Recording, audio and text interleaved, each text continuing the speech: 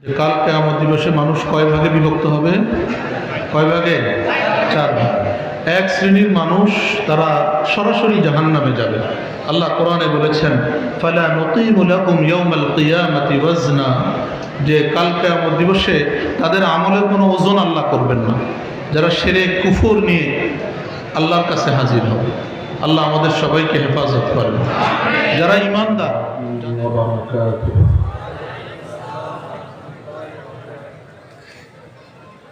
إن الحمد لله نحمده ونستعينه ونستغفره ونعوذ بالله من شرور أنفسنا ومن سيئات أعمالنا فمن يهده الله فلا مضل له ومن يضلله فلا هادي له ونشهد أن لا إله إلا الله وحده لا شريك له ونشهد أن سيدنا وسندنا وحبيبنا ومولانا محمدا عبده ورسوله صلى الله تعالى عليه وعلى آله وأصحابه وبارك وسلم تسليما كثيرا. أما بعد فأعوذ بالله من الشيطان الرجيم. بسم الله الرحمن الرحيم. فمن زحزح عن النار وأدخل الجنة فقد فاز وما الحياة الدنيا إلا متاع الغرور. وعن أبي ذر رضي الله تعالى عنه قال جاء رجل إلى النبي صلى الله عليه وسلم فقال علمني وأوجز. فقال النبي صلى الله عليه وسلم إذا قمت في صلاتك فصل صلاة مودع ولا تكلم بكلام تعتذر منه غدا وأجمع اليأس عما في أيدي الناس أو كما قال عليه الصلاة والسلام. آمنت بالله صدق الله مولانا العظيم وصدق رسوله النبي الكريم ونحن على ذلك من الشاهدين والشاكرين والحمد لله رب العالمين. سبحانك لا علم لنا إلا ما علمتنا إنك أنت العليم الحكيم. اللهم صل على محمد وعلى آل محمد كما صليت على إبراهيم وعلى آل إبراهيم إنك حميد مجيد. اللهم بارك على محمد وعلى آل محمد كما باركت على إبراهيم وعلى آل إبراهيم إنك حميد مجيد.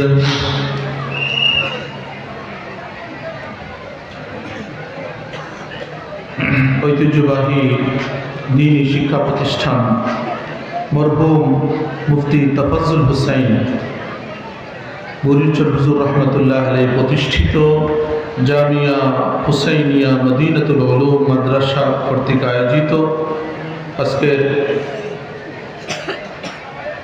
ইসলামী মহাসম্মেলনের শেষ অধিবেশনের সম্মানিত সভাপতি, উপস্থিত আছেন মুকাররম মুআজ্জাজ উলামায়ে কিরাম, দিনদার ভাইয়েরা, পর্দার আড়ালের মা ও বোনেরা, আমরা সর্বপ্রথম মহান রব্বুল আলামিনের দরবারে শুকরগুজার হব, শুকরিয়া আদায় করব, যেহেতু আল্লাহ রব্বুল আলামিন আমাদেরকে মুমিন মুসলমান ইমানদার হিসেবে সৃষ্টি করেছেন। এই জন্য আমরা সবাই কালিমাতুশ শুকর আদায় করি, আলহামদুলিল্লাহ। আল্লাহ রব্বুল আলামিনের দয়া, রহম, করম, ফজল যে তিনি আমাদেরকে একটি দ্বীনি প্রতিষ্ঠানের মাহফিলে অংশগ্রহণ করার মতো সৌভাগ্য দান করেছেন। এই জন্য আমরা রব্বে করিমের দরবারে আবারও বলি আলহামদুলিল্লাহ। মোহতারাম হাজিরিন, আমরা যেই প্রতিষ্ঠানের মাহফিলে একত্রিত হয়েছি, এই প্রতিষ্ঠানটি এমন একজন আল্লাহওয়ালা, এমন একজন বুজুর্গ, আল্লাহর প্রিয় মানুষের প্রতিষ্ঠান, যিনি এই প্রতিষ্ঠানের পাশেই যিনি শায়িত আছেন। আল্লাহ রাব্বুল আলামিন ওনার কবরকে নূর দ্বারা ভরপুর করে দেন। আল্লাহ রাব্বুল আলামিন তার দরাজাতকে জান্নাতে উঁচু থেকে উঁচু মাকাম আল্লাহ তাআলা দান করেন। কিছুদিন আগে, সপ্তাহ দুয়েক আগে আমার সফর হয়েছিল পাকিস্তানে। ওখানে আমার শায়েখ পীর ও মুর্শিদ আরিফ বিল্লাহ কুতুবে জামানা শাহ হাকিম মোহাম্মদ আখতার সাহেব নওয়ারাল্লাহু মারকাদাহু, ওনার ইন্তেকালের পরে আর যাওয়ার সুযোগ হয়নি। দীর্ঘ এক যুগ পর করাচির সফর হয়েছিল, ওখান থেকে ওমরার সফর এই গত 21 তারিখে এসেছি আলহামদুলিল্লাহ। তো ওখানে সর্বপ্রথম আমি আমার শায়েখ পীর ও মুর্শিদের মাকবারায়, কবরে হাজির হয়েছি। আল্লাহর কসম করে আমি বলতে পারি, ওনার জীবদ্দশায় আমরা যখন ওনার খেদমতে হাজির হতাম, তখন যেরকম অনুভব হয়েছিল, যেরকম ফয়েজ অনুভব হয়েছিল, অনুভূত হয়েছিল, এক বিন্দু পরিমাণ ওনার কবরের পাশে দাঁড়ানোর পরে এর থেকে কম অনুভব হয় না। সুবহানাল্লাহ। আল্লাহওয়ালা বুজুর্গ যারা হন, আল্লাহর প্রিয় মানুষ যারা হন, তারা মারা যান ঠিক, জায়গায় স্থানান্তরিত হয়, এক জায়গা থেকে আরেক জায়গায় যান। মাদ্রাসার রুমে থাকতেন, এখন মাদ্রাসার কবরস্থানে। কিন্তু এই সকল আল্লাহওয়ালাদের ফয়েজ, রুহানি ফয়েজ, এটা জারি থাকে, বলেন সুবহানাল্লাহ। এই জন্য আমাদের এক বুজুর্গ বলেছেন, কালান্দার মারতানিহি, কালান্দার মারতানিহি। আরে যারা আল্লাহর প্রিয় মানুষ হয়, আল্লাহর যারা খাস মানুষ হয়, তারা মরে না, তারা প্রকৃত পক্ষে মারা যায় না, তাদের জায়গা পরিবর্তন। সুবহানাল্লাহ। এই জন্য এই জায়গায় আসলে, এই প্রতিষ্ঠানে আসলে আলাদা একটা বরকত অনুভব হয়, যেটা হযরত গুরিচুল হুজুর রহমতুল্লাহ আলাইহির বরকত। আল্লাহ রাব্বুল আলামিন তার কবরকে রহমত দ্বারা ভরপুর করে দেন। আল্লাহ রাব্বুল আলামিন এই মাদ্রাসাকে এই এলাকাবাসীর জন্য নাজাতের উসিলা হিসেবে আল্লাহ তাআলা কবুল ও মঞ্জুর করেন। মুহতারাম হাজিরিন, আপনারা দীর্ঘ সময় ধরে আলোচনা শুনেছেন, আরও শুনবেন। আমি কিছু কথা আপনাদের সামনে কোরআন ও সুন্নাহর আলোকে বলবো, নিজের জীবনটাকে পরিবর্তনের জন্য, নিজেদের মাঝে একটু চিন্তা খোরাক আমি আপনাদের সামনে পেশ করব, যে আমরা আসলে এই যে ওয়াজ মাহফিলে কেন আসি। ওয়াজ মাহফিল তো আলহামদুলিল্লাহ হচ্ছে জায়গায় জায়গায়, আমাদের জীবনে কতটুকু পরিবর্তন আসছে। রাসূল আকরাম সাল্লাল্লাহু আলাইহি ওয়াসাল্লাম একদিন সাহাবায়ে কেরাম রাদিয়াল্লাহু তাআলা আনহুম আজমাইন ওনাদেরকে নিয়ে বসেছেন। বসে আল্লাহ রাসূল সাল্লাল্লাহু আলাইহি সাল্লাম বললেন, হে আমার সাহাবীরা, আমি তোমাদেরকে কিছু উপদেশ দিব, কিছু নসিহতের কথা বলবো। তোমাদের মধ্যে কে আছে এমন আমার কথাগুলো শুনবে, মনোযোগ দিয়ে শুনবে। রাসূলের সাহাবী হযরত আবু হুরায়রা রাদিয়াল্লাহু তাআলা আনহু, তিনি সবার আগে দাঁড়ায় গেলেন, দাঁড়ায় বললেন, আনা ইয়া রাসূলুল্লাহ, ইয়া রাসূলুল্লাহ, আমি আবু হুরায়রা আপনার কথাগুলো মনোযোগ দিয়ে শোনার জন্য প্রস্তুত আছি। সবাই প্রস্তুত, উনি আগে দাঁড়ায় গেছেন। এরপরে আল্লাহ রাসূল সাল্লাল্লাহু আলাইহি সাল্লাম বললেন, আমি যে কথাগুলো তোমাদেরকে বলবো তোমাদের মধ্যে কে আছে এমন যে আমার এই কথাগুলো মনে রাখবে, মুখস্থ করবে?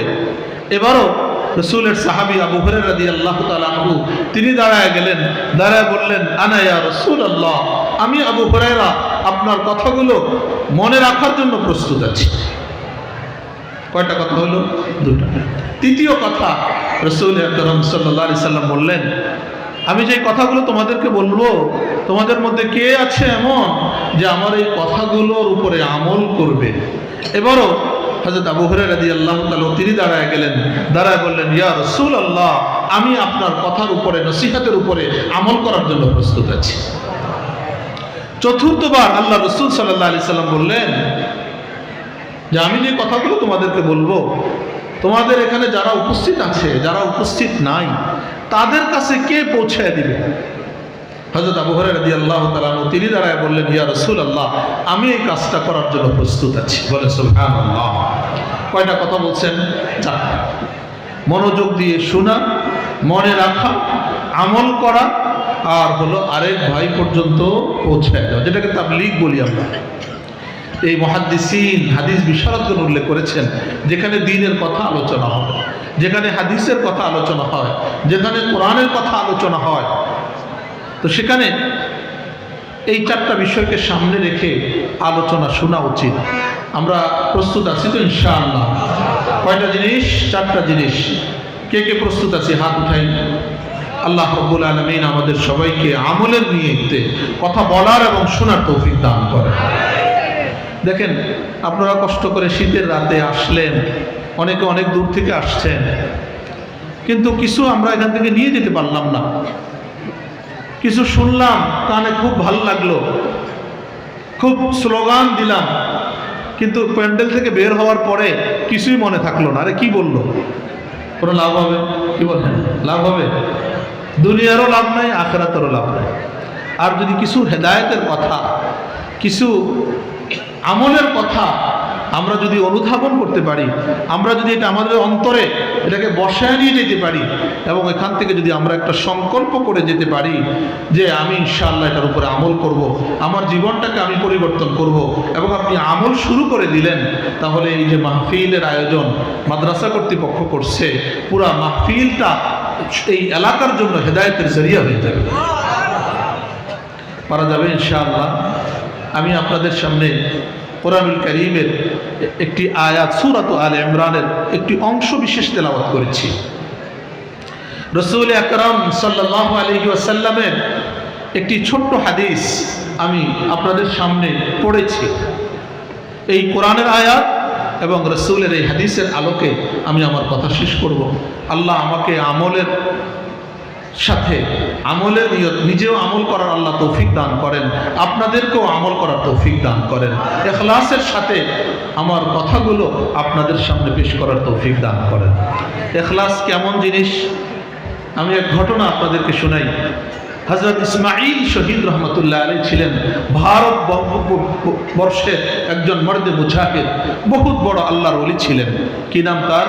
হযরত মাওলানা ইসমাঈল শহীদ রহমতুল্লাহ আলাইহি। উনি শিখদের বিরুদ্ধে জিহাদে অংশগ্রহণ করেছেন। অংশগ্রহণ করতে করতে তিনি বালাকোট প্রান্তরে এসেছেন। বালাকোট, ওখানে আল্লাহ আমাকে হাজির হওয়ার তৌফিক দিয়েছেন। যখন পাকিস্তানে ভূমিকম্প এসেছিল, সব চূর্ণ বিচূর্ণ হয়ে গেছে, ওই বালাকোট নগরী তছনছ হয়ে গেছে। এর কিছুদিন পরে আমার ওখানে সফর হয়েছিল, আমার যাওয়ার হাজিরির তৌফিক হয়েছে।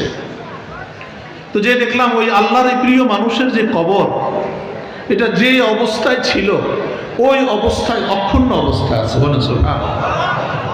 এই আল্লাহর ওলি হযরত মাওলানা ইসমাঈল শহীদ রহমতুল্লাহ আলাইহি, ওনার একদিন দিল্লির জামে মসজিদে বয়ান ছিল।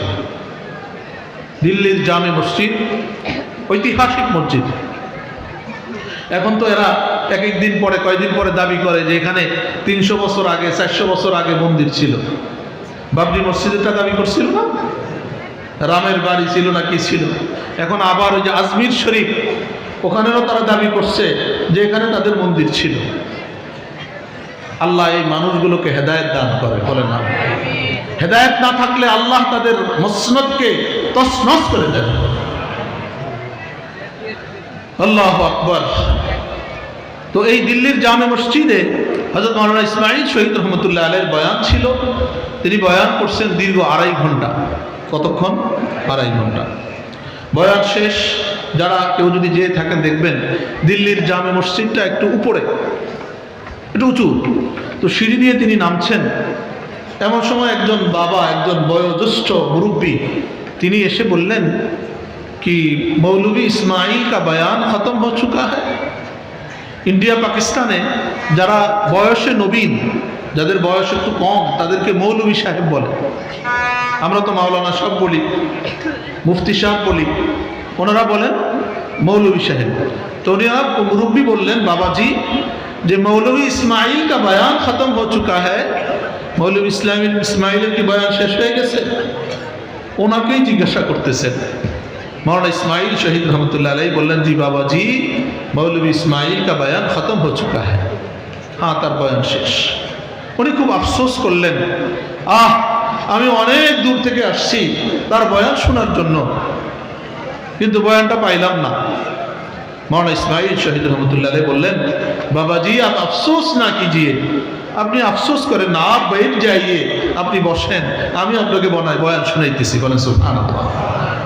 मौलाना इस्माइल शहीद रहमतुल्लाह अलैहि যে দীর্ঘ 2.5 ঘন্টার বয়ান হাজার হাজার মানুষের মজমার ভিতরে বয়ান করছেন, मौलाना इस्माइल शहीद रहमतुल्लाह अलैहि ওই মুরব্বিকে সামনে রেখে দীর্ঘ 2.5 ঘন্টার বয়ান পুরাটা আবার শুনে আসছে।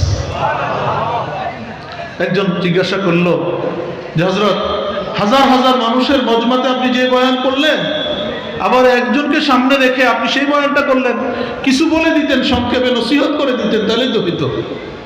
হযরত ইসমাঈল শহীদ রহমতুল্লাহ আলাইহি বললেন, আরে মিয়া তোমরা তো দেখতেছো আমি হাজার হাজার মানুষের সামনে মজমাতে বয়ান করছি, আসলে আমি তো হাজার হাজার মানুষের জন্য বয়ান করি নাই, প্রথমে আমি একজনের জন্য বয়ান করেছি। मैंने एक अल्लाह के लिए बयान किया था, अभी भी मैंने एक अल्लाह के लिए बयान किया। সুবহানাল্লাহ। যে আমি আগেও এক আল্লাহকে সন্তুষ্ট করার জন্য বয়ান করেছি, আর এখনো আমি এক আল্লাহকে সন্তুষ্ট করার জন্য বয়ান করছি। এর নাম ইখলাস, এর নাম ইখলাস। আল্লাহ আমাদেরকে ইখলাসের সাথে বয়ান করার, ইখলাসের সাথে বয়ান শোনা আল্লাহ তৌফিক দান করেন।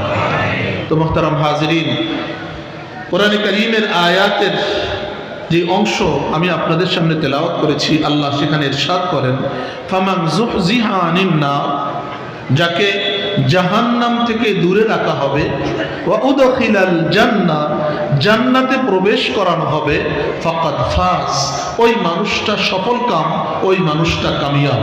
সুবহানাল্লাহ। ওয়ামাল হায়াতুদ দুনিয়া ইল্লা মাতাউল গুরুর, আর এই দুনিয়ার জীবনটা এটা হলো একটা ধোঁকা। আমরা তো দেখি আরে দুনিয়ার ভিতরে কত চাকচিক্য, আল্লাহ বলছেন দুনিয়ার জীবন ধোঁকা ছাড়া কিছু না। দেখেন কিভাবে ধোঁকা, মুফাসসিরিনরা ব্যাখ্যা করেছেন। মানুষ যখন জন্ম হয়, নবজাতক, আমরা সকলেই মায়ের গর্ভ থেকে দুনিয়ায় এসেছি। আমরা যখন ছোটবেলায় কান্না করতাম, বাবা মা আমাদের জন্য ঝুনঝুনি নিয়ে আসতো, ঝুনঝুনি বাজাইতো, কান্না থেমে যেত। কি বলেন, থামতো না? আমি মনে করতাম যে এটাই মনে হয় আমার জীবনের অনেক কিছু গুরুত্বপূর্ণ বিষয়, এটাই সব। ঝুনঝুনির নেশায় আমরা ছিলাম। একটা সময় যখন বয়স বেড়েছে আমাদের, তখন আর ঝুনঝুনি দিয়ে কাজ হতো না, তখন গাড়ি লাগতো, আমাদের কান্না থামাইতে হলে বল লাগতো। খেলার ধরন পাল্টে গেছে, নেশা পাল্টে গেছে, বয়স আরেকটু বেড়েছে, তখন মাঠে খেলতে যাই, ফুটবল খেলি, ক্রিকেট খেলি, এটা আমার নেশা। আগেরগুলো আমার কাছে অহেতুক মনে হয়। এরপরে যখন আমি আরেকটু বয়স বাড়ে, যৌবনে পদার্পণ করি, আমি নিজেকে একটু সুন্দর দেখাতে, সাজসজ্জা করতে পছন্দ করেছি, এটা আমার নেশা ছিল, এটা একটা নেশার ভিতরে। আগেরগুলো তখন আমার কাছে মিথ্যা মনে হয়েছে, আরে কিসের পিছনে ছিলাম। এরপরে যখন আরেকটু বয়স বেড়েছে, আমি পড়াশোনায় মনোযোগী হয়েছি। আরেকটু বয়স বেড়েছে, ক্যারিয়ারের চিন্তায় আমি মনোযোগী হয়েছি। আরেকটু সময় বেড়েছে, অর্থ উপার্জনের নেশায় আমি লিপ্ত হয়েছি। আরেকটু বয়স বেড়েছে, বিবাহ শাদী, এদিকে আমি মনোযোগ দিয়েছি। আরেকটু বয়স বেড়েছে, প্রত্যেকটা ধাপ জীবনের আমি আমার সন্তান পরিবার নিয়ে ভাবা শুরু করেছি, তাদের ভবিষ্যৎ নিয়ে ভাবা শুরু করেছি। আরেকটু বয়স বেড়েছে, তো আমি চিন্তা করছি যে আমার সন্তানদের জন্য কিছু করে যেতে হবে, বাড়ি করতে হবে, ঘর করতে হবে, দোকান করতে হবে। এই নেশায় আমি লিপ্ত হয়েছি। এভাবে প্রত্যেকটা ধাপ জীবনের পরিবর্তনের সাথে সাথে মানুষের আগের যেই ধাপ ছিল ওইটা থেকে সে মুখ ফিরিয়ে সে সামনেরটার গুরুত্ব দিয়েছে। কি বলেন, আমরা এমনটা করি কি করি না?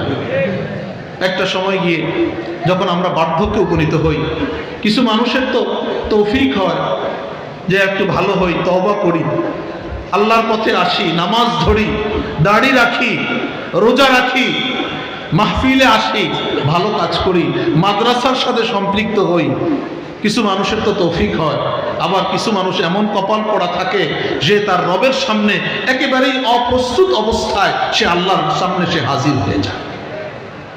দাড়ি নাই, নামাজ নাই, রোজা নাই, হজ নাই, যাকাত নাই, বেখবর, গাফেল, উদাসীন অবস্থায় সে মাওলায়ে পাকের সামনে যে হাজির হয়। এই মানুষটা আমি আপনি যখন মৃত্যুর সময় আসবে, যখন একবারে মৃত্যুর সামনে মালাকুল মউত হাজির, তখন চিন্তা করে, হায় আমি আমার জীবনটাকে কিসের পিছনে ব্যয় করলাম? এই যে নেশা, দুনিয়ার নেশা, এগুলো সবই তো মিছা, এগুলো তো কিছুই আমার সাথে যাবে না। আমার কবরের জন্য কোনো প্রস্তুতি নাই, আমার হাসরের জন্য কোনো প্রস্তুতি নাই, পুলসিরাতের কোনো প্রস্তুতি নাই, আখিরাতের কোনো খবর নাই। কি বলেন, এরকম হয় কি হয় না? মনে করে আফসোস করে, হাই কি করলাম, জীবনটাকে কি করলাম, যৌবনটাকে কোন আল্লাহর নাফরমানির ভিতরে কাটায় দিলাম, গুনাহের ভিতরে কাটায় দিলাম, আফসোস করতে থাকে। কিন্তু ওই সময়ের আফসোস তার কোনো কাজে আসে। এই জন্য আল্লাহ বলেছেন, ওমাল হায়াতুদ দুনিয়া ইল্লা মাতাউল গুরুর। আরে দুনিয়া তো ধোঁকা, এক সময় ব্যবসার ধোঁকা, এক সময় ক্যারিয়ারের ধোঁকা, এক সময় সন্তানের ধোঁকা, এক সময় স্ত্রীর ধোঁকা, এক সময় জমিনের ধোঁকা, এক সময় বাড়ির ধোঁকা। এই ধোঁকার ভিতরে বান্দা তুমি পড়ে আছো, আর তোমার আখিরাতের খবর তোমার। মুফতি আজম পাকিস্তানের গ্রান্ড মুফতি ছিলেন মুফতি মোহাম্মদ শফি রহমতুল্লাহ আলাইহি। উনি চমৎকার বলেছেন, কদম সুয়ে মরকদ নজর সুয়ে দুনিয়া, কদম সুয়ে মরকদ নজর সুয়ে দুনিয়া, তু কিধর যা রহা হ্যায়, তু কিধর দেখ রহা হ্যায়। আরে বন্ধু, তুমি পা যাচ্ছে তোমার কবরের দিকে, আর তুমি হা করে তাকিয়ে আছো দুনিয়ার দিকে। তুমি যাচ্ছ কোন দিকে আর তাকিয়ে আছো কোন দিকে? আমরা কোন দিকে যাচ্ছি বলেন তো? কোন দিকে যাইতেছি? আমাদের সময় যাচ্ছে আমরা কবরের দিকে যাচ্ছি, কিন্তু কবরের দিকে কি নজর আছে আমাদের? যে আমার কবরটা কিভাবে সুন্দর হবে, আমাদের কবরটা কিভাবে জান্নাতের বিছানা হবে, কবরটা কিভাবে আরামের জায়গা হবে।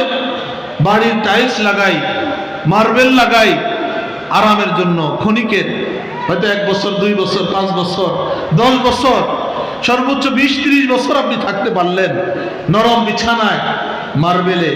কিন্তু সেই কবর যেখানে আপনাকে সেই কিয়ামত পর্যন্ত আমাকে আপনাকে থাকতে হবে, সেখানে আরামের কি ফিকির আমরা করেছি? এই জন্য রাসূল আকরাম সাল্লাল্লাহু আলাইহি সাল্লাম বলেছেন, আরে বনি আদম, দুনিয়াতে তুমি যে কয়দিন থাকবা সেই হিসেবে তুমি দুনিয়ার জন্য প্রস্তুতি গ্রহণ করো। আর আখিরাতে তোমার যে জীবন, যে জীবনের শুরু আছে শেষ নাই, ওই জীবনের জন্য তুমি ওইভাবে প্রস্তুতি গ্রহণ করো। কদরা বাকাইকা ফিহা, আল্লাহ রাসূল হাদিসে বলেছেন। আফসোসের বিষয় হলো দুনিয়ার জন্য আমাদের এত আয়োজন, 50, 60, 70 বছরের জীবনের জন্য, কিন্তু যেই জীবনের শুরু আছে শেষ নাই, ওই জীবনের জন্য আমাদের কোনো প্রস্তুতি নাই।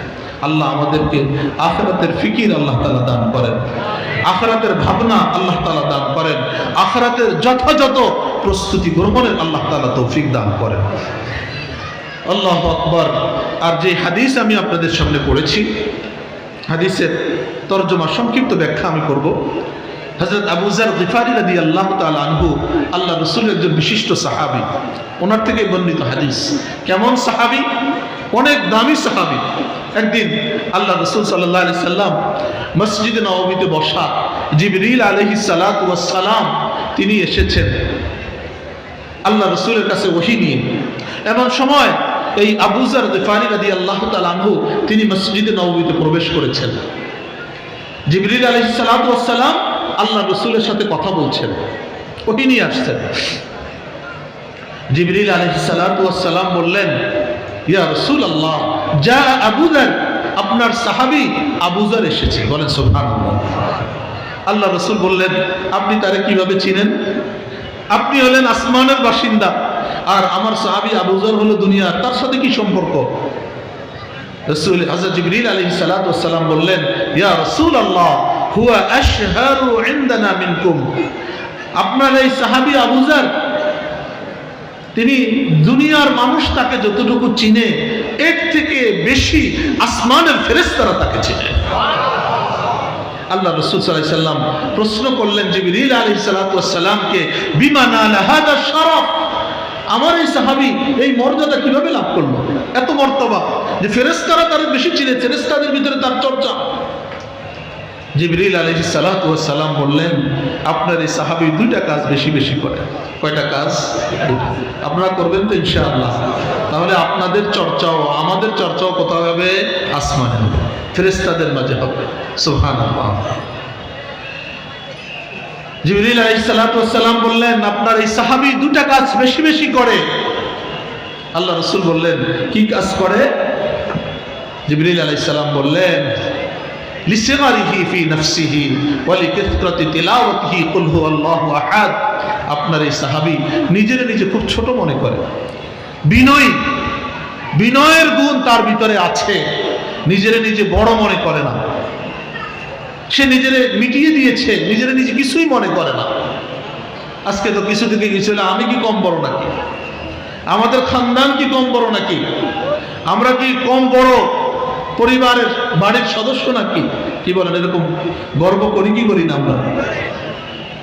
হযরত আবু যার গিফারি নিজেকে মিটিয়ে দিয়েছেন, এজন্য আল্লাহ তার মর্যাদাকে শুধু দুনিয়াতে রাখেন নাই, আসমান পর্যন্ত নিয়ে গেছে। আর দ্বিতীয় কাজ তিনি কি করতেন?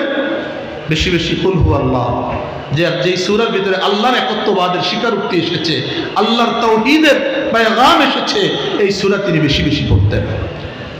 এই দুইটা আমল এত বেশি আল্লাহর কাছে পছন্দনীয় যে আল্লাহ তাকে দুনিয়ার বাসিন্দাদের থেকে আসমানের বাসিন্দাদের কাছে বেশি প্রসিদ্ধ করে দিয়েছে। আমরা পারবো তো ইনশাআল্লাহ? সূরা কুল হুয়াল্লাহ পড়তে উঠতে বসতে আমরা পড়বো, নামাজের ভিতরে পড়বো, সুন্নতের ভিতরে আমরা পড়বো, আবার নিজেকে নিজে মিটায়া রাখবো, ছোট মনে করবো। হ্যাঁ, এই জন্য লোকমান হাকিম নামে একজন এই পৃথিবীর ইতিহাসে একজন জ্ঞানী মহাজ্ঞানী মানুষ, মহাজ্ঞানী বলা ঠিক হবে না, জ্ঞানী মানুষ এসেছেন, মহাজ্ঞানী তো আল্লাহ, বড় জ্ঞানী পণ্ডিত মানুষ এসেছেন। এই লোকমান হাকিম তার ছেলেকে, তার প্রিয় বৎসকে উপদেশ দিয়েছেন। কোরআনে কারীমে আল্লাহ রাব্বুল আলামিন এই লোকমানের নামে একটা সূরা নাজিল করছেন। বলেন সুবহানাল্লাহ। ওখানে তিনি বলেছেন, তার ছেলেকে যে নসিহতগুলো করেছেন এর ভিতরে একটা উপদেশ ছিল, ওয়ালা তামশি ফিল আরদি মারহা, হে আমার বৎস, তুমি জমিনে বীর দর্পে, অহংকারের সাথে, দাম্ভিকতার সাথে তুমি জমিনের ভিতরে পদচারণা করো না।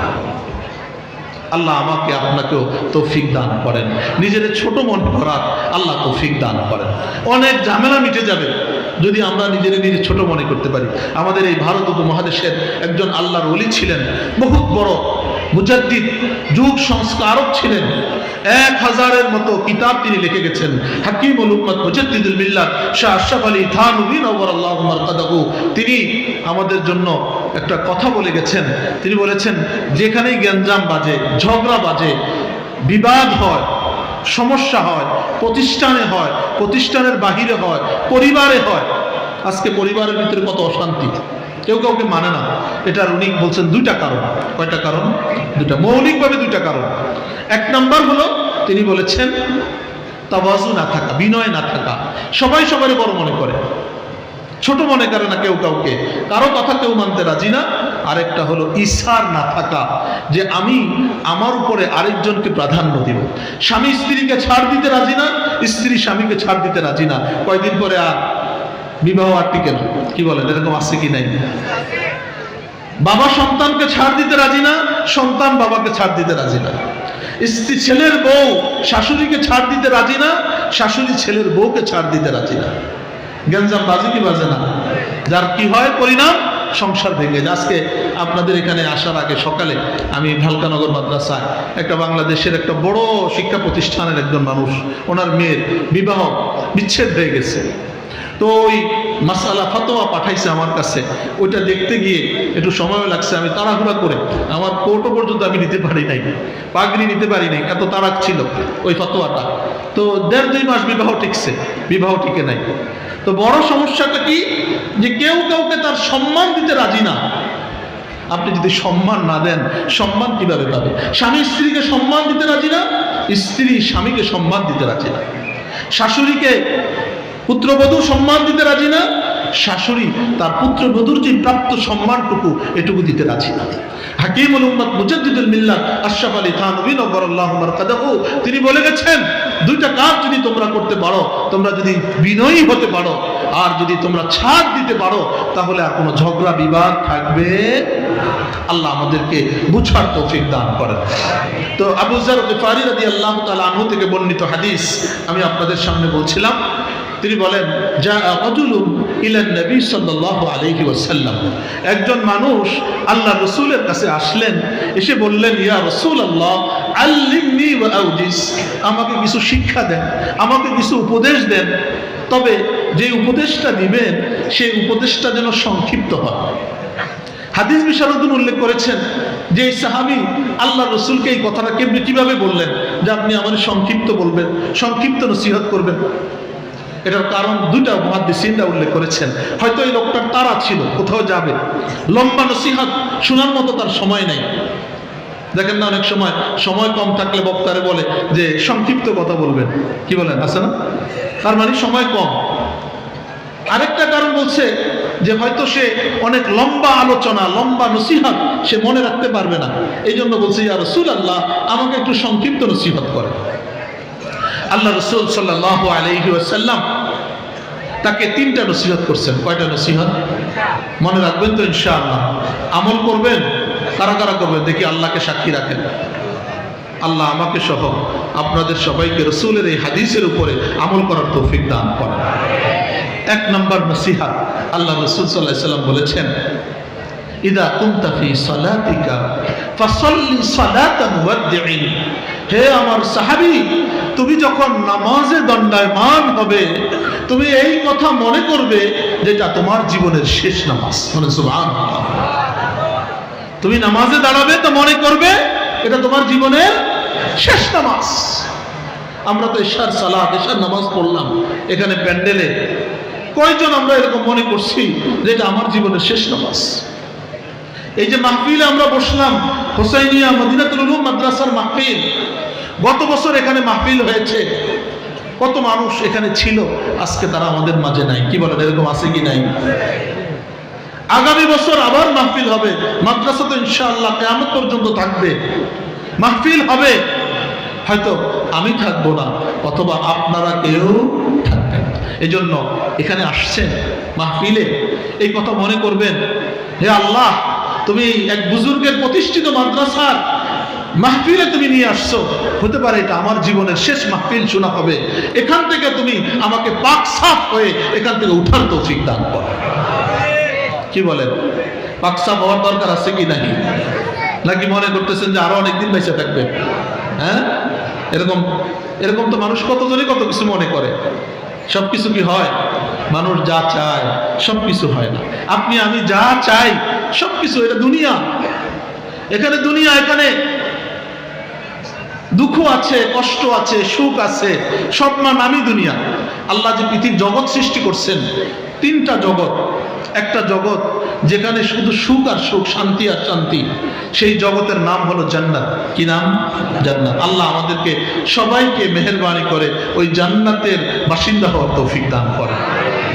আরেকটা জগৎ যেখানে শুধু কষ্ট আর কষ্ট, ওখানে কোনো শান্তি নাই, সুখ নাই, সেই জগতের নাম হলো আলমে জাহান্নাম, জাহান্নামের জগৎ, ওখানে কোনো শান্তি নাই। আরেকটা জগৎ হলো আলমে দুনিয়া, এই দুনিয়ার জগৎ, এখানে সুখ আছে, শান্তি আছে, কষ্ট আছে, বিপদ আছে, দুঃখ আছে, ক্ষমতা আছে, ক্ষমতা না আছে, কি বলেন এরকম আছে কি নাই? একজনে কি সারা জীবন ক্ষমতায় থাকবে? এরকম কিছু মানুষ থাকবে, আবার কিছু মানুষ আসবে, আবার কিছু মানুষ, এরকমই এই দুনিয়া আল্লাহ এরকমটাই করবেন। হার জিত থাকবে, এটার নাম দুনিয়া, এটার নাম দুনিয়া। আল্লাহু আকবার। তো এই জন্য মোহতারাম হাজিরিন, আমাদের প্রত্যেকটা কাজে আল্লাহ রসুল যদি ওই সাহাবীকে নামাজের কথা বলেছেন, আমাদেরকে প্রত্যেকটা কাজে আমাদেরকে এই কথা মনে করতে হবে। আপনি ঘরে যাচ্ছেন ঘুমানোর, স্ত্রী পরিবার সন্তানের মাঝে মনে করতে পারবেন, মনে করবেন যেটা হয়তো আমার শেষ তাদের সাথে সাক্ষাৎ। আপনি ঘুমাতে গেলেন, ঘুমাইতে যেয়ে আপনি মনে করবেন যে এটা হয়তো আমার জীবনের শেষ ঘুম, আর হয়তো আমার ঘুম ভাঙবে না। এই কথা যদি আপনার ভাবনায় থাকে, তাহলে আপনি মোবাইল দেখতে দেখতে ঘুমাবেন না, আল্লাহর নাফরমানি করতে করতে ঘুমাবেন না, ফিল্ম দেখতে দেখতে ঘুমাবেন না। আপনি তওবা ইস্তেগফার করে আল্লাহর কাছে কান্নাকাটি করে দোয়া কালাম পড়তে পড়তে আপনি ঘুমাতে যাবেন। কি বলেন? আপনাদের এলাকায় এরকম হয় নাই যে সে ঘুমাইছে আর ঘুম থেকে উঠে নাই? কি বলেন, হয়েছে কি হয় নাই? হ্যাঁ, আপনার আমার ক্ষেত্রে হতে পারে কি পারে না? এই জন্য আল্লাহ রাসূল ওই সাহাবীকে বললেন, হে আমার সাহাবী, ইদা কুমতা ফি সালাতিকা ফাসাল্লি সালাতা মুওয়াদ্দিইন। আরে আমার সাহাবী, তুমি যখন নামাজে দণ্ডায়মান হবে, তুমি এই কথা মনে করবে এটা তোমার জীবনের শেষ নামাজ।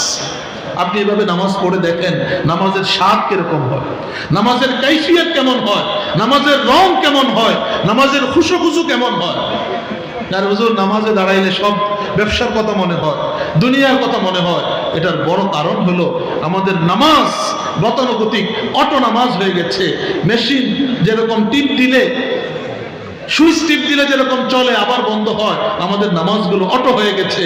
ইমামের সাথে আসছি, আল্লাহু আকবার, আসসালামু আলাইকুম, আসসালামু আলাইকুম, কোথায় মাঝখানে কোথায় আছি কোনো খবর আমাদের নাই। আল্লাহ আমাদেরকে ফিকরে আখিরাত, মউতের ফিকির আল্লাহ তাআলা আমাদেরকে দান করেন। এক নাম্বার নসিহত। দুই নাম্বার, আল্লাহ রাসূল সাহাবীকে উপদেশ দিয়েছেন, ওয়ালা তাকাল্লাম বিকালামিন তা'তাদিরু মিনহু গাদা। হে আমার সাহাবী, এমন কোন কথা তুমি মুখ দিয়া বলো না যেটার কারণে তোমার কালকেই তোমার মাপ চাইতে হয়, সরি বলতে হয়। অনেক গুরুত্বপূর্ণ কথা, অনেক দামি কথা। আজকে দুনিয়ার ভিতরে যে বড় ঝামেলা, এটা হলো এই জবানের ঝামেলা। জবানের কন্ট্রোল না থাকার কারণে আজকে যত পেরেশানি। আপনি মনে চাইলে একটা বলে দিলেন, মনে চাইলো একজনের নামে অপবাদ দিয়ে দিলেন, একজন থেকে শুনলেন, চিন্তা ভাবনা না করে তার ব্যাপারে বলে দিলেন, হ্যাঁ অমুক এটা করছে, অমুক হুজুর এটা করছে, অমুক আলেম এটা করছে, অমুক ব্যবসায়ী এটা করছে। কিছুই কোনো চিন্তা ভাবনা করলেন না। পরে যখন প্রমাণিত হলো যে আসলে সেটা করে নাই, আপনি তার কাছে যা বললেন যে ভাই আসলে তো আমি ভুল করে ফেলছি, আপনার ব্যাপারটা আপনারা বলছি বাকি। এই জন্য আমাদের হাকিমুল উম্মত মুজাদ্দিদুল মিল্লাত শাহ আশরাফ আলী থানভী নওয়ারাল্লাহু মারকাদাহু, তিনি বলেছেন, পহলে বাত কো তোলো ফির বলো, পহলে বাত কো তোলো ফির বলো। আরে কোনো কথা মুখে আসলেই বলে দিও না, আগে তুমি কথাটাকে মাপো যে আমি যা বলছি এটা দ্বারা তো একজনের ইজ্জত নষ্ট হচ্ছে না, একজনের অপমান হচ্ছে না, একজনের ঘর সংসার ভেঙে যাচ্ছে না। আপনার কাছে একজন জিজ্ঞাসা করছে, একজনের বিবাহ শাদী করবে, আত্মীয়তা করবে একজনের মেয়ের ব্যাপারে, আপনি বাস্তব না জেনে লোকদের মুখে শুনে আপনি বলে দিলেন, আরে মেয়েটা তো খুব খারাপ। কি হলো? তাদের বিবাহটা ভেঙে গেল, আপনি তার ক্ষতি করে দিলেন, অথচ বাস্তবতা এটা নাই। তা আল্লাহর কাছে আপনাকে জবাব দিতে হবে। এই জন্য আল্লাহ রাসূল বলছেন, ওয়ালা তাকাল্লাম বিকালামিন তা'তাদিরু মিনহু গাদা। আরে তুমি এমন কোন কথা জবান দিয়ে বলো না যেটার কারণে কালকে তোমাকে দুঃখ প্রকাশ করতে হবে। আল্লাহ রাসূল সাল্লাল্লাহু আলাইহি সাল্লাম একদিন বাইতুল্লাহ তাওয়াফ করছেন, বাইতুল্লাহর দিকে লক্ষ্য করে বললেন, হে বাইতুল্লাহ, হে আল্লাহর ঘর বাইতুল্লাহ, আমি জানি তুমি বড় সম্মানিত আল্লাহর কাছে, তবে হে বাইতুল্লাহ তুমি জেনে রাখো, বনি আদমের ইজ্জত, বনি আদমের সম্মান, বনি আদমের জান, বনি আদমের মাল সম্পদের মর্তবা সম্মান আল্লাহর কাছে তোমার থেকেও অনেক বেশি। আর আমরা একজন বনি আদমের ইজ্জত নিয়ে খেলি, একজন আলেমে দ্বীনের ইজ্জত নিয়ে কথা বলি, একজন দিনদার মানুষের ইজ্জত নিয়ে কথা বলি। একটু আল্লাহকে ভয় করি, আল্লাহকে ভয় করি। আল্লাহ আমাদের অন্তরে আল্লাহর ভয় আল্লাহ তাআলা দান করে। তৃতীয় নসিহতের অংশ আল্লাহ রসুল ওই সাহাবীকে করলেন, ওয়া আজমিউল ইয়াসা আম্মা ফি আইদিন নাস। হে আমার সাহাবী, মানুষের কাছে যেটা আছে এটার থেকে তুমি মুখ ফিরিয়ে নাও, এটার জন্য তুমি লোভ করো না। আল্লাহ তোমাকে যেটা দিচ্ছেন এটার উপরে তুমি সন্তুষ্ট থাকো। আজকে দেখেন, আজকে মানুষ বিবাহ শাদী করবে, আগে দেখে যে শ্বশুরের টাকা পয়সা আছে কিনা। কি বলেন, দেখে কি দেখেন? আপনার এলাকায় দেখে না নাকি? টাকা পয়সা আছে, তার মানে আগের থেকে তার মতলব খারাপ। পরে বিয়ে শাদী হয়েছে, টাকা পয়সা পায় না, বউর সাথে গ্যাঞ্জাম শুরু করে, বউর সাথে খারাপ ব্যবহার করে। আসলে কি, ওই যে টাকা পয়সা পায় না, চাইতেও পারে না। আবার অনেকগুলো তো নির্লজ্জের মতো চায়। এই যে মানুষের জিনিসের প্রতি লোভ, চাইতে হবে কার কাছে? কার কাছে বলেন? শায়ের কবি বলেন, মাং তু ওসি সে, মাং তু ওসি সে जो देता है खुशी से। আরে তুমি ওই সত্তার কাছে চাও যিনি খুশি, যিনি চাইলে খুশি হন, না চাইলে নারাজ হন। সুবহানাল্লাহ। দুনিয়ার মানুষের কাছে আপনি একদিন চাইবেন, হয়তো দিল আপনার 5-10 টাকা, আরেকদিন চাইবেন, হয়তো দিল, আরেকদিন আপনারা দেখলে মুখ ফিরিয়ে যাবে। ফোন দিলে ফোন ধরবেন আপনার। কি বলেন, আছে কিনা এরকম? আর আল্লাহর কাছে না চাইলে আল্লাহ নারাজ হন। আফসোসের বিষয় হলো আমরা আল্লাহর কাছে চাওয়া ছেড়ে দিয়েছি, আমরা বান্দার পিছনে আমরা পড়ে গেছি। আল্লাহ আমাদেরকে মানুষের সম্পদ, মানুষের জিনিস থেকে লোভ করা থেকে আল্লাহ তাআলা আমাদেরকে হেফাজত করেন। মানুষের আত্মা, মানুষের শরীরে যেরকম রোগ হয়, আত্মারও অনেকগুলো ভয়ঙ্কর রোগ হয়। এর ভিতরে একটা ভয়ঙ্কর রোগ হলো লোভ। ভয়ঙ্কর ধরনের একটা রোগ হলো লোভ। এই লোভ থেকেও আল্লাহর কাছে আমাদের আশ্রয় প্রার্থনা করি। আল্লাহ আমাদের সবাইকে সকল ধরনের আত্মার ভয়ঙ্কর রোগ থেকে আল্লাহ তাআলা হেফাজত করেন। তাহলে কয়টা নসিহত হইল? 3টা। মনে থাকবে তো ইনশাআল্লাহ? যেটা মনে করবেন, আমার জন্য দোয়া করবেন যে হুজুরে আসছিল, হ্যাঁ, যে আমাদেরকে নসিহতগুলো করে গেছে, আমল করবেন। আপনারা যদি আমল করেন তাহলে সেই আমার ঢাকা থেকে শুধু আপনাদের জন্য উদ্দেশ্যে আসা, চিন্তা করে দেখেন, আবার চলে যাওয়া।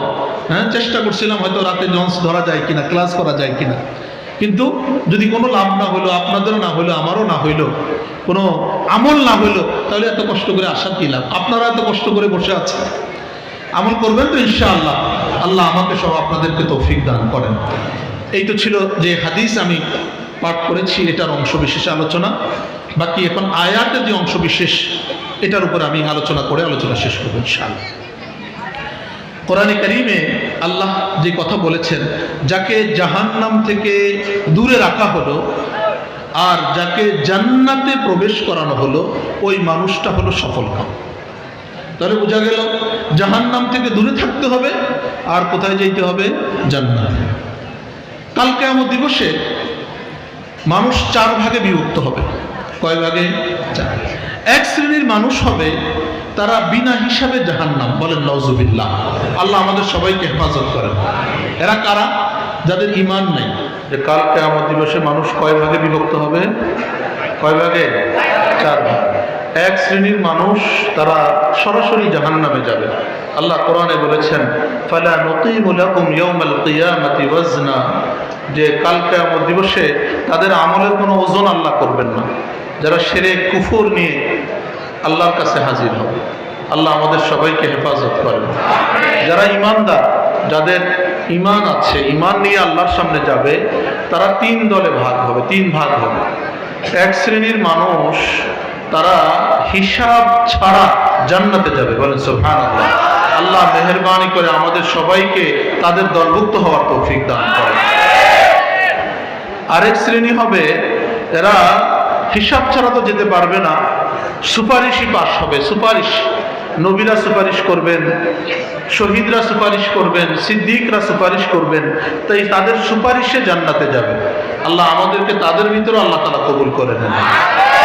আরেক শ্রেণীর মানুষ হবে, যারা ঈমানদার, ঈমান আছে, ঈমান নিয়ে আল্লাহর সামনে হাজির হয়েছে, কিন্তু কিছু গুনাহ তারা করে ফেলেছে, যেগুলো থেকে তারা তওবা করে, খালেস দিলে তওবা করে আল্লাহর সামনে হাজির হয় নাই, আল্লাহর সামনে উপস্থিত হয় নাই।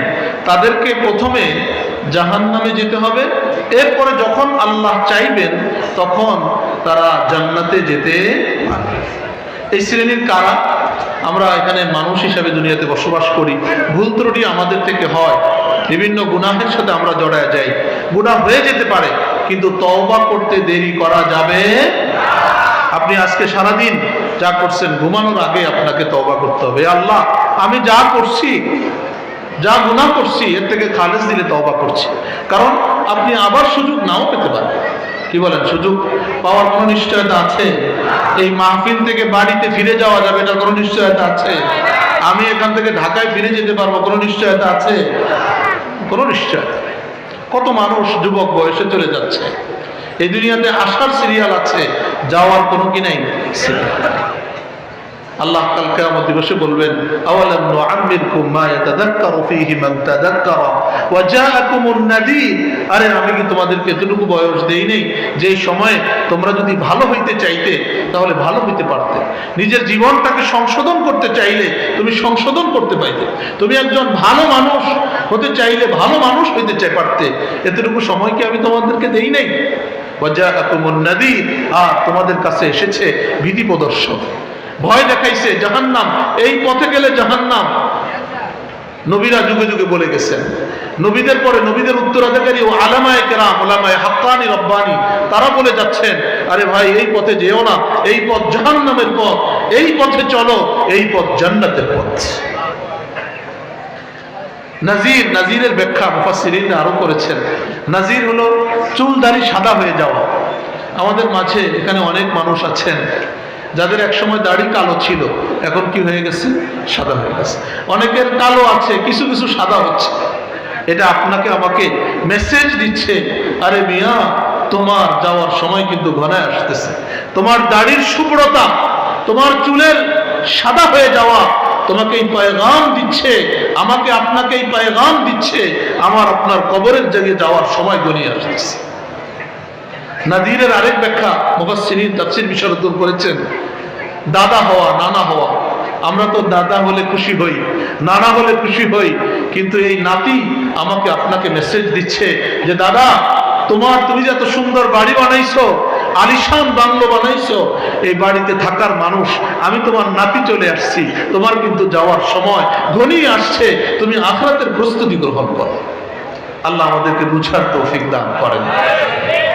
তো যেই কাজগুলো করলে আমরা ঈমান নিয়ে গেলেও জাহান্নামে যেতে হবে, জাহান্নাম হয়ে আল্লাহ যখন চাইবেন তখন জান্নাত পাওয়া যাবে। এর মধ্যে এক নম্বর কাজ হলো কাতিউর রাহিম। প্রথম শ্রেণীর মানুষ যারা আত্মীয়তার সম্পর্ক ছিন্ন করে। রাসূল আকরাম সাল্লাল্লাহু আলাইহি সাল্লাম হাদিসে ইরশাদ করেছেন, লা ইয়াদখুলুল জান্নাতা কাতিউর রাহিম। যারা আত্মীয়তার সম্পর্ক ছিন্ন করে তারা জান্নাতে প্রবেশ করবে। এরকম মানুষ আমাদের ভিতরে আছে কি নাই? ভাই ভাইয়ের সম্পর্ক নাই, চাচা ভাতিজার সম্পর্ক নাই, ভাই বোনের সম্পর্ক নাই, আছে না? যারা এরকম আত্মীয়তার সম্পর্ক ছিন্ন করে তারা কোথায় যাবে না? জান্নাতে। দুই নাম্বার, যারা জাহান্নামে যাবে, মাইয়ুদি জারাহু, যারা তার প্রতিবেশীকে কষ্ট দেয়। আল্লাহ রাসূল হাদিসে বলেছেন, ওয়াল্লাহি লা ইউমিন, আল্লাহি লা ইউমিন, ওয়াল্লাহি লা ইউমিন, আল্লাহর কসম, ওই ব্যক্তি কামেল ঈমানদার না, পরিপূর্ণ ঈমানদার না, যার অনিষ্ট থেকে মাল্লা ইয়ামানু জাহুহু বাওয়াইকাহু, যার অনিষ্ট থেকে তার প্রতিবেশী নিরাপদ নয়। আমাদের ভিতরে এরকম আছে কি নাই? প্রতিবেশী কষ্ট দেয় কি দেয় না? রাস্তাটা বন্ধ করে দেয়, না হাঁটতে পারবেন না, রাস্তা দিয়ে বেড়া দিয়ে রাখে যে আমার রাস্তা দিয়ে কেন হাঁটবেন? একজন হাঁটলে সওয়াব হয় না গুনাহ হয়? কি হয়? যদি সুযোগ থাকে আপনার ক্ষতি না হয়, একজনের উপকার যদি করা যায়, তাহলে সমস্যাটা কোথায়? আপনি ডিজে পার্টি, গান বাদ্য বাজিয়ে আপনার প্রতিবেশীকে কষ্ট দিলেন, অসুস্থ মানুষকে কষ্ট দিলেন, বয়োবৃদ্ধ বয়োজ্যেষ্ঠ মানুষকে কষ্ট দিলেন, ছোট শিশু তাকে কষ্ট দিলেন, ঘুমাইতে পারছে না, অসুস্থ মানুষ ছটফট করছে, আর আপনি গান বাজাইতেছেন, ঢোল বাদ্য বাজাইতেছেন। এরকম আছে কি নাই? বিয়ে শাদীতে বাজায় না? এই যে আপনি আরেকজনকে কষ্ট দিচ্ছেন, গ্রামের মানুষকে কষ্ট দিচ্ছেন, আপনার গুনাহ তো হচ্ছেই। আপনি প্রতিবেশীকে কষ্ট দেওয়ার কারণে আল্লাহ রসুলের ভাষ্য অনুযায়ী আপনি জান্নাতে যেতে পারবেন না। প্রথমে আপনাকে কোথায় যেতে হবে? জাহান্নামে। আল্লাহ আমাদের সবাইকে হেফাজত করেন। তৃতীয় শ্রেণীর মানুষ যারা প্রথমে জাহান্নামে যাবে, যারা হলো হারাম খায়, হারামখোর, সুদখোর। আমাদের সমাজে আছে কি নাই? সুদী মহাজন আছে কি নাই? এদেরকে সামাজিকভাবে বয়কট করবেন। এদের সাথে ছেলে মেয়ের সাথে বিবাহ শাদী দিবেন না। কথা বুঝেন নাই? যে হয়তো তাকে বুঝাইবেন তুমি সুদ ছাড়ো, যদি না ছাড়ে এদের সাথে কোনো আত্মীয়তা নাই। কারণ সুদখোর তার থেকে বড় অভিশপ্ত কোনো মানুষ হতে পারে। আল্লাহ আমাদেরকে হেফাজত করেন, আমাদের সমাজকে হেফাজত করেন। আজকে সমাজের রন্দে রন্দে সুদ ঢুকে পড়ছে। আপনি একজনের কাছে ধার টাকা চাইবেন, বললো ভাই কোনো টাকা পয়সা নাই। হ্যাঁ, যদি কিছু মুনাফা দেন, ইন্টারেস্ট দেন, তাহলে টাকার অভাব নেই। কি বলেন, আছে কি নাই? আল্লাহ আল্লাহ রাসূল কি বলছেন দেখেন, লা ইয়াদখুলুল জান্নাতা জাসাদুন গুযিয়া বিহারামিন। ওই শরীর, ওই দেহ জান্নাতে প্রবেশ করবে না যেটাকে হারাম দিয়ে, হারাম খাইয়ে মোটা তাজা করা হয়েছে। একজনের জমি দখল করে আপনি খাইতেছেন, এটা হালাল না হারাম? বোনের হক মেরে খাইতেছেন, হালাল না হারাম? একজনের জমিনের আইল ঠেলে খাইতেছেন, হালাল না হারাম? একজনের দোকান দখল করে, জবর দখল করে খাইতেছেন, হালাল না হারাম? এই জন্য মুহতারাম হাজিরিন, খুব সতর্ক। হযরত আনাস রাদিয়াল্লাহু তাআলা আনহু, আল্লাহ রাসূলের বিশিষ্ট সাহাবী, তিনি আল্লাহ রাসূল সাল্লাল্লাহু আলাইহি ওয়াসাল্লামকে যে বললেন, ইয়া রাসূলুল্লাহ, কি এমন আমল আছে আমাকে বলে দেন যেটা করলে আমি যেই দোয়া আল্লাহর কাছে করব সেই দোয়া আল্লাহ কবুল করবেন। আল্লাহ রাসূল হযরত আনাসকে বললেন, হে আনাস, তুমি হালাল উপার্জন করো, হালাল খাও, তাহলে তুমি যেই দোয়া করবে সেই দোয়াই আল্লাহ কবুল করবে। হালাল খাইলে দিলের ভিতরে নূর তৈরি হয়, ইবাদতে মজা লাগে। আজকে আমাদের মসজিদে যাইতে মনে চায় না। মসজিদে গেলে মসজিদ থেকে কখন আসবো এর জন্য ছুটাছুটি। এটার কারণ কি জানেন? আমাদের যেটা খাইতেছি এটা হারাম, যে পোশাক পরিধান করতেছি ওইটা হারাম। সুদের সাথে আজকে আমরা জড়িয়ে গেছি। হ্যাঁ, সমাজের ভিতরে হারাম ঢুকে গেছে, ঘুষ ঢুকে গেছে, জুলুম ঢুকে গেছে, যার কারণে আজকে আমাদের জীবনের ভিতরে বরকত নাই। আজকে আমাদের সমাজে অনেক মানুষ জুলুম করে, অতীতে করছে। দীর্ঘ 16-17 বছর আমরা যদি বলি যে একটা এক শ্রেণীর মানুষ করছে, তো তারা করছে তো আমরাও করবো। তাহলে তাদের ভিতরে আর আপনার ভিতরে পার্থক্য কোথায় থাকলো? তো তারা যে এইরকম হইলো, আপনিও তো সেরকম হইলেন। কি বলেন? একজন জুলুম করছে, তার জন্য আপনিও জুলুম করবেন, তাহলে তো তার ভিতরে আপনার ভিতরে কোনো পার্থক্য থাকলো না। কিতাবের ভিতরে কিতাবুল কাবায়ের ইমাম যাহাবী রাহমাতুল্লাহ আলাইহি ঘটনা উল্লেখ করছেন জুলুমের। এক জালেমের, সংক্ষেপে আমি বলছি, এক জালেম ছিল এলাকায়, বড় প্রতাপশালী, সবাই তারা খুব ভয় পেত। একদিন এক জেলে নদীর থেকে মাছ ধরে আনছে, আপনাদের এখানে নদী আছে, বাজারে আনছে বিক্রি করবে। ওই জালেম, ওই প্রতাপশালী নেতা, তার ওই মাছটা পছন্দ হয়েছে। সে যে ওই মাছের প্রাণের ভিতর দিয়ে হাত দিয়ে মাছ নিয়ে হাঁটা শুরু করছে। জেলে বলতেছে, ভাই আমার মাছের দাম কোথায়? বললো যে আবার মাছের দামের কথা যদি জিজ্ঞাসা করো তাহলে খবর আছে। এরকম আছে না আমাদের সমাজে? চরিত্রের মানুষ আছে না? কোনো মাছ কিছু নাই, খায়া দেয়, বিল না দিয়ে চলে যায়। হোটেলে বিল দেওয়া লাগবে না, মনে হয় দাদাই করে গেছে হোটেল। কথা বোঝেন নাই? নিজে তো খায়, আবার অনেকের খাওয়ায়, খাওয়ায় দেয় চলে যায়। হারাম খাইতেছো তুমি, আরেকজনকে খাওয়াইছো, এটাও হারাম খাওয়াইতেছো। তো ওই জালেম মাছ নিয়ে যাচ্ছে, ওই বেচারা গরিব মানুষ, জেলে মানুষ, সে বলল, দেখেন আমি বাজারে এই মাছ বিক্রি করে চাল ডাল কিনে, আটা কিনে আমি বাড়িতে যাব, আমার পরিবার, আমার সন্তান তারা না খেয়ে ক্ষুধার্ত অবস্থা অপেক্ষা করছে। আমি বাজার থেকে এই মাছ বিক্রি করে যে অর্থ দিয়ে খাবার নিয়ে যাব, তারা খাবে, তারপরে ঘুমাবে। আপনি এই অন্যায় আমার উপরে করেন না। কিন্তু কে কোথায়? চোরে না শুনে ধর্মের কাহিনী যাচ্ছে। প্রতিমধ্যে আল্লাহ রাব্বুল আলামিন এই মাছের ভিতরে জীবনী শক্তি, জীবন প্রাণ ফিরিয়ে দিচ্ছে। বলেন সুবহানাল্লাহ। ফিরিয়ে দেওয়ার পরে ওই যে আঙ্গুল যে ঢুকাইছে ভিতর দিয়ে, মাছ তারা কামড় দিয়ে ধরছে, আঙ্গুলে কামড় দিয়ে ধরছে। এখন তো প্রচন্ড ব্যথা, দৌড়ে গেছে ডাক্তারের কাছে। ডাক্তার বললো যে এত ব্যথা, তো যেহেতু এখানে কোনো বিষ হয়তো আপনার লাগছে, আঙ্গুল কেটে ফেলি, আঙ্গুল কেটে ফেলছে। কিছু সময় ভালো ছিল, আবার ব্যথা শুরু, আবার ডাক্তারের কাছে গেছে, ডাক্তার বললো তাহলে যে বিষক্রিয়া রয়ে গেছে, আপনার কবজি কেটে ফেলতে হবে। কাটেন, বাঁচতে তো হবে ব্যথা থেকে। এরপরে আবার ব্যথা শুরু, বললো যে কনুই কেটে ফেলতে হবে। আবার ব্যথা শুরু, বললো যে কাঁধের গোড়ার থেকে কেটে ফেলতে হবে। তো ডাক্তার বললো যে কি ব্যাপার, আসলে বলেন তো, এরকম তো দেখি নাই, ব্যথা হয়েছে যেখানে কোনো বিষক্রিয়া, কেটে ফেললে ভালো হয়ে যায়, আপনার এটা কারণ কি? বললো যে আসলে ডাক্তার সাহেব, আমি তো এরকম একটা অন্যায় করছিলাম, যার কারণে এরপর থেকে এই অবস্থা। ডাক্তার বললেন, আরে তুমি তো আগে কেন বললা না? তা তোমার তো ওই ব্যক্তির কাছে মাপ চাইলেই এটার সমাধান হয়ে যেত। বলেন সুবহানাল্লাহ। এখন ওই জালেম ওই জেলেকে খুঁজতেছে, বাজারে বাজারে খুঁজতেছে, একদিন পেয়ে গেছে। ইমাম যাহাবী রাহমাতুল্লাহ আলাইহি বলেন, এই লোকটাকে আমি দেখেছি, সে গলি গলিতে ঘোষণা দিচ্ছে যে তোমরা কারো উপরে জুলুম করো না, কারো উপরে অবিচার করো না, কারো উপর অন্যায় করো না। পরে তাকে যখন জিজ্ঞাসা করছে, পরে সে ঘটনা বিবরণ দিয়েছে যে কি, যে আমি এই জুলুম করেছি।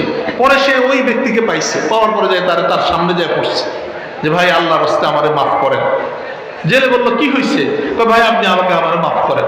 জেলে বললো ঠিক আছে, আমি আপনাকে মাফ করলাম। তখন ওই জালেম জেলেকে জিজ্ঞাসা করছে যে আমি একটা কথা আপনার কাছে জানতে চাই, ওই দিন আপনি আমার বিরুদ্ধে আল্লাহর কাছে কি বলে নালিশ করছিলেন, কি বদদোয়াটা করছিলেন, একটু বলেন তো। এই যে আপনার বদদোয়া যে আমার উপরে লাগছে, আপনি কি বদদোয়াটা করছিলেন, একটু বলেন আমাকে। তখন ওই জেলে মাছ বিক্রেতা সে বলল, আমি আল্লাহর কাছে বেশি কিছু বলি নাই, আমি বলছি হে আল্লাহ, আল্লাহুম্মা আরানি কুদরাতাহু আলাই ফাআরিনি কুওয়াতাকা আলাই। হে আল্লাহ, আমি দুর্বল, আমি কমজোর, এই জালেম, এই প্রতাপশালী তার ক্ষমতা আমার উপরে দেখাইছে, আপনি মেহেরবানি করে আপনার ক্ষমতা তার উপরে বাস্তবায়ন করে আমাকে দেখাইয়া দেন, আপনি ক্ষমতা দেখান। বাস এতটুকু বলছি। আল্লাহ তার ক্ষমতা দেখাইছেন, তার হাত পর্যন্ত কাটা লাগছে। এই জন্য কেউ কারো উপরে জুলুম করবেন, জুলুম করা যায়। আল্লাহ রাসূল দোয়া শিখাইছেন, আল্লাহুম্মা ইন্নী আউযু বিকা আন আসলিমা আও উসলাম। হে আল্লাহ, আমি আপনার কাছে আশ্রয় প্রার্থনা করি জালেম হওয়া থেকে, জুলুমকারী হওয়া থেকে, কারো জুলুমের শিকার হওয়া থেকে। আল্লাহ যেন আমাদেরকে জালেমও না বানান, কারো যেন জুলুমেরও শিকার না বানান। কেউ জুলুম করবেন না তো কারো উপরে। কারা কারা জুলুম করবেন না, হাত উঠান দেখে। আল্লাহ আমাদের সবাইকে জালেম এবং মাজলুম হওয়া থেকে আল্লাহ তাআলা হেফাজত করেন। মোহতারাম হাজিরিন, তো যে কথা বলছিলাম, হারাম খেয়ে যদি আমার দেহ হয়, এটা কোথায় যাবে না? জান্নাতে যাবে না। 4 নাম্বার, যেই শরীর, যে মানুষটা জান্নাতে যাবে না, তাকে প্রথমে জাহান্নামে যেতে হবে। মুতাকাব্বির, অহংকারী। আল্লাহ রাসূল বলেছেন, লা ইয়াদখুলুল জান্নাতা মান কানা ফি কলবিহি মিসকালু যাররাতিন মিন কিবর। যেই ব্যক্তির অন্তরে যাররা পরিমাণ, অনুপরিমাণ অহংকার থাকবে, সে জান্নাতে প্রবেশ করবে না। 5 নাম্বার, যে ব্যক্তি জান্নাতে প্রবেশ করবে না, আল্লাহ রাসূল বলেছেন, সালাসাতুন লা ইয়াদখুলুনাল জান্নাহ। এই হাদিসে, মুসলিম শরীফের হাদিস। 3 শ্রেণীর মানুষ এরা জান্নাতে প্রবেশ করবে না। এক শ্রেণী হলো আল আaqu বিওয়ালিদাই, যারা বাবা মাকে কষ্ট দেয়, বাবা মার অবাধ্য। বাবা মার অবাধ্য সন্তান আছে কি নাই? বাবা মার খাবার দাবার দেয় না, খোঁজ খবর নেয় না, ওষুধ পানির ব্যবস্থা করে না, বউর কথা শুনে বাবা মারে কষ্ট দেয়, এরকম মানুষ আছে কি নাই? আল্লাহ রাসূল বলেন, এই শ্রেণীর এই সন্তান সে জান্নাতে প্রবেশ করবে। এই হাদিসে আল্লাহ রাসূল বলেছেন, আল মুতারাজ্জিলাতু বির-রিজাল, ওই নারী সে জান্নাতে প্রবেশ করবে না যে নাকি পুরুষের পোশাক, বেশভূষা গ্রহণ করে, চুল রাখে পুরুষের মতো। দেখেন না এখন মহিলারা জিন্স পরে, দেখেন না, হ্যাঁ, প্যান্ট শার্ট পরে, চুল কাটে পুরুষের মতো, যারা পুরুষের সাদৃশ্যতা গ্রহণ করে, এরাও কোথায় যাবে না? জান্নাতে। আরেক শ্রেণী আল্লাহ রাসূল বলেছেন এই হাদিসে, আদ-দায়ুস, দায়ুস বলা হয় ওই ব্যক্তিকে, আল্লাযী ইউকিররা খুবসা আহলিহি, যে তার স্ত্রী, তার মেয়ে, তার অধীনস্থ নারীদের বেহায়াপনা, বেলাল্লাপনাকে স্বীকৃতি দেয়। সে মসজিদে আসে, নামাজ পড়ে, তার স্ত্রী বেপরদায় ঘুরে। সে নামাজ পড়ে, ভালো কাজ করে, সে তার মেয়ে বেপরদায় ঘোরাফেরা করে, নাচ গান করে। এরকম আছে কিনা আমাদের সমাজে? এইদেরকে বলা হয় দায়ুস। আল্লাহ রাসূল বলেছেন, এই দায়ুস ব্যক্তি জান্নাতে প্রবেশ করবে না। তাহলে 5, 6, 7 আমরা পেয়ে গেলাম। 8 নাম্বার, আল্লাহ রাসূল সাল্লাল্লাহু আলাইহি ওয়াসাল্লাম বলেছেন যারা জান্নাতে যাবে না আল মান্নান, যারা মানুষের উপকার করে খোটা দেয়। আল্লাহ রাসূল বলেছেন সালাসাতুন লা ইউকাল্লিমুহুমুল্লাহ। আবু যার গফারি রাদিয়াল্লাহু তাআলা আনহু থেকে বর্ণিত হাদিস, মুসলিম শরীফের হাদিস। আল্লাহ রাসূল সাল্লাল্লাহু আলাইহি ওয়াসাল্লাম বলেছেন তিন শ্রেণীর মানুষের সাথে আল্লাহ কাল কিয়ামত দিবসে কথা বলবেন না, নাউজুবিল্লাহ। ওয়ালা ইয়ানজুরু ইলাইহিম, তাদের দিকে রহমতের দৃষ্টিতে তাকাবেন না। ওয়ালা ইউযাক্কিহিম, তাদেরকে পুত পবিত্র করবেন না। ওয়ালাহুম আযাবুন আলীম, তাদের জন্য থাকবে যন্ত্রণাদায়ক শাস্তি। কারা? এক নাম্বার হলো আল মান্নান, যারা মানুষের উপকার করে খোটা দেয়। দ্বিতীয় হলো আল মুসবিল, যারা হাঁটুর টাকনুর নিচে কাপড় পরে। পুরুষ মানুষ কোথায় পরে? টাকনুর নিচে। আমাদের সমাজে আছে না এরকম? আরেক শ্রেণী হলো আল মুনাফিক সিলআতাহু বিল হালিফিল কাযিব, ওই ব্যক্তি যে নাকি মিথ্যা শপথ করে তার নিজের মাল চালায় দেয়। চাষের মাছ বাজারে নিয়ে কয়টা নদীর মাছ, তবে মেঘনা নদী থেকে ধরে নিয়ে আসছে, আল্লাহর কসম। এরকম আছে না? এই ব্যক্তিও জান্নাতে যাবে। এরপরে আল্লাহ রাসূল সাল্লাল্লাহু আলাইহি ওয়াসাল্লাম হাদিসে আসছে নাম্মাম, যে মানুষ চগলখোর, যে দ্বিমুখী চরিত্র অবলম্বন করে। এখানে ঈশা বলে এক কথা, আরেকজনের কাছে যে বলে আরেক কথা। এখানে বলে যে আপনি খুব ভালো মানুষ, আরেকজনের কাছে তার থেকে খারাপ কোনো মানুষ নাই। এরকম চরিত্রের মানুষ আছে না? এদের আল্লাহ রাসূল বলেছেন লা ইয়াদখুলুল জান্নাতা কাত্তাতুন, চগলখোর জান্নাতে প্রবেশ করবে। এই ভয়ঙ্কর শ্রেণীর মানুষগুলো কাল কিয়ামত দিবসে তাদের জবান হবে দুইটা, বলেন নাউজুবিল্লাহ। এদেরকে দেখলেই মানুষ চিনবে এরা দুনিয়াতে দুমুখ ছিল, দুমুখ সাপের মতো, এখানেও যাইতো ওখানেও যাইতো। তারা মানুষের ভিতরে সম্পর্ক নষ্ট করত, চুগলখড়ি করে বেরত। এরপরে আল্লাহ রাসূল সাল্লাল্লাহু আলাইহি ওয়াসাল্লাম যাদের ব্যাপারে বলেছেন যারা জান্নাতে যাবে না, এর মধ্যে এক শ্রেণী হলো মান কাতালা নাফসান বিগাইরি হক, অন্যায়ভাবে কাউকে যদি কেউ হত্যা করে তারা জান্নাতে যাবে না। আমি শুধু পয়েন্টগুলো যে মেহমান আসছে। আরেক শ্রেণী হলো যারা আত্মহত্যা করে, এরাও জান্নাতে প্রবেশ করবে না। আরেক শ্রেণী ওই নারী আইয়ুমা ইমরাআতিন তাসআলু যাওজাহা তালাক মিন গায়রি বাসিন, ওই নারী জান্নাতে প্রবেশ করবে না যে নাকি তার স্বামীর কাছে বিনা কারণে সে তালাক চাইবে না। কথায় কথায় বলে তোমার ভাত খাবো না, এরকম আছে না? এরাও কোথায় যাবে না? জান্নাতে যাবে না। আরেক শ্রেণীর নারী, তারাও জান্নাতে যাবে না। আল্লাহ রাসূল বলেছেন কাসিয়াতুন আরিয়াতুন মুমিলাতুন মাইলাতুন, তারা পোশাক পরেও নগ্ন, পোশাক পরেও নগ্ন, অর্ধনগ্ন, এমন নারীও জান্নাতে প্রবেশ করবে না। আরেক শ্রেণীর মানুষ, তারা জান্নাতে প্রবেশ করবে না মান হারামা ওয়ারিসাহু মিন মিরাসিহি। রাসূল আকরাম সাল্লাল্লাহু আলাইহি সাল্লাম বলেছেন যেই ব্যক্তি তার কোনো ওয়ারিসকে তার মিরাস থেকে মাহরুম করে দিল, ওই ব্যক্তিকে আল্লাহ রাব্বুল আলামিন জান্নাতের মিরাস থেকে মাহরুম করে দিবেন, বলেন নাউজুবিল্লাহ। আমাদের সমাজে দেখবেন অনেক মানুষ, দিনদার মানুষ, নামাজি মানুষ, সব সম্পদ ছেলেদেরকে দিয়ে দেয়, মেয়েদেরকে বঞ্চিত করে দেয়। আছে না এরকম? কি বলেন, নাই নাকি আপনাদের এলাকায়? আল্লাহ রাব্বুল আলামিন তাদেরকে জান্নাতের মিরাস থেকে বঞ্চিত করে দেয়। আল্লাহ রাব্বুল আলামিন যে কথাগুলো আমরা শুনলাম এর উপর আমাকে এবং আপনাদের সবাইকে আমল করার তৌফিক দান করেন।